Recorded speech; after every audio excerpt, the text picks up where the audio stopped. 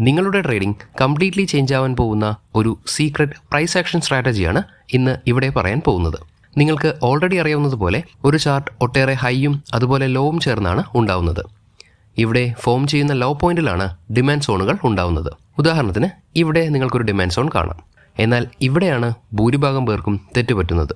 കാണുന്ന എല്ലാ demand സോണിലും entry എടുക്കുന്നതിന് പകരം ഓരോ ഡിമാൻഡ് സോണും ആദ്യം വാലിഡേറ്റ് ചെയ്യുവാനാണ് ശ്രമിക്കേണ്ടത്. അപ്പോൾ നിങ്ങൾക്കുണ്ടാകുന്ന ചോദ്യമാണ് എങ്ങനെ ഒരു ഡിമാൻഡ് സോൺ വാലിഡേറ്റ് ചെയ്യാമെന്നത്. ഒരു ഡിമാൻഡ് സോണിനെ വാലിഡേറ്റ് ചെയ്യുന്നത് സിമ്പിളാണ്. സ്ക്രീനിൽ കാണുന്ന ചാർട്ടിൽ പ്രൈസ് പ്രീവിയസ് ഹൈനെ ബ്രേക്ക് ചെയ്യാതെ താഴെയുള്ള ഡിമാൻഡ് സോണിലേക്ക് വരികയാണെങ്കിൽ ആ ഡിമാൻഡ് സോൺ വാലിഡേറ്റഡ് അല്ല എന്നാണ് അർത്ഥമാക്കുന്നത്.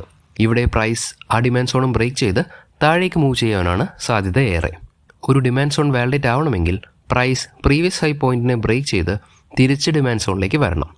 അങ്ങനെ വാലിഡേറ്റ് ആവുന്ന പക്ഷം നിങ്ങൾ പ്രൈസ് ഡിമാൻഡ് സോണിലെത്തുമ്പോൾ എൻട്രി എടുക്കാവുന്നതാണ്.